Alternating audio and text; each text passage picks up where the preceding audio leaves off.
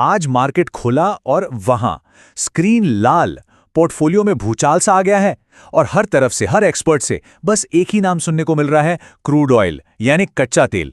तो चलिए आज इस कनेक्शन को आखिर समझते हैं। -2000 पॉइंट्स, सेंसेक्स में इतनी बड़ी गिरावट। ये सिर्फ एक नंबर नहीं है ना? ये वो एहसास है जो आज सुबह से हर निवेशक महसूस कर रहा है, एक अजीब सी घबराहट कि भाई अब आगे क्या होगा।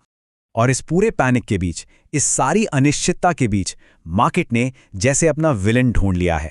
एक ही चीज है जिसे सब दोष दे रहे हैं, वो है क्रूड ऑयल की बढ़ती कीमतें, जो अब $108 प्रति बैरल के आसपास पहुंच चुकी हैं।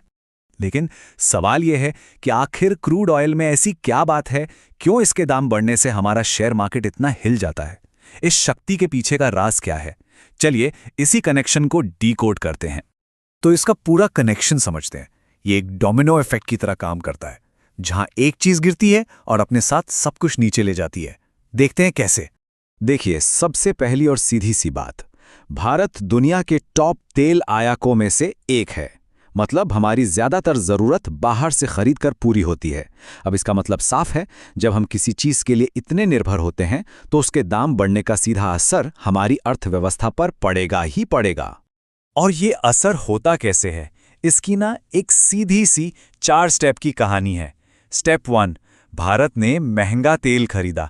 अब सोचिए जरा, ट्रांसपोर्टेशन, मैन्युफैक्चरिंग, हर जगह तेल लगता है, तो कंपनियों का खर्चा यानी उनकी लागत एकदम से बढ़ जाती है। स्टेप 2, जब खर्चा बढ़ेगा तो मुनाफा यानी प्रॉफिट मार्जिन वो तो कम होंगे ही।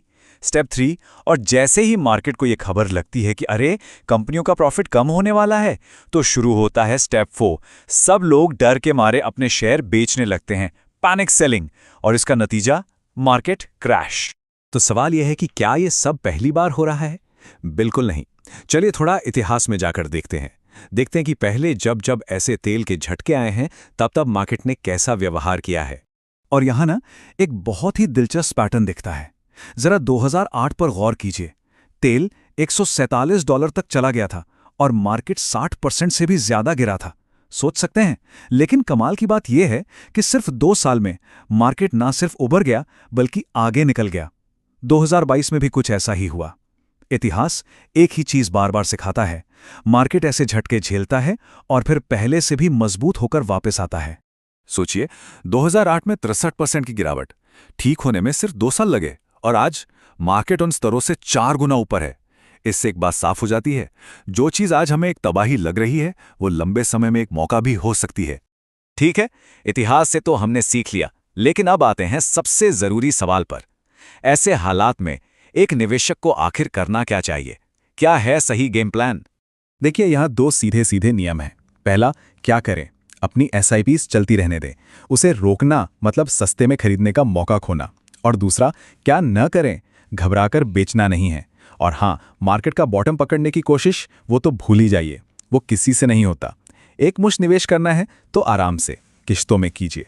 ऐसे तूफानी मौसम में अगर कोई चीज आपकी नाव को बचा सकती है तो वो है एक अच्छी तरह से डाइवर्सिफाइड पोर्टफोलियो।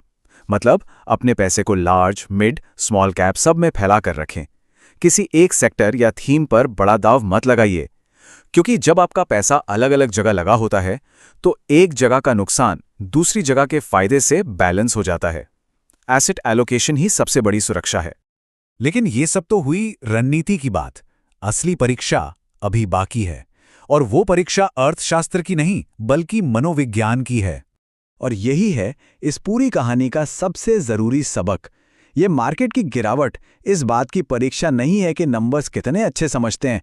ये परीक्षा है व्यवहार की, अपने इमोशंस को कंट्रोल करने की। याद रखिए, 95% दौलत नंबरों से नहीं बल्कि ऐसी मुश्किल घड़ियों में सही व्यवहार रखने से बनती है।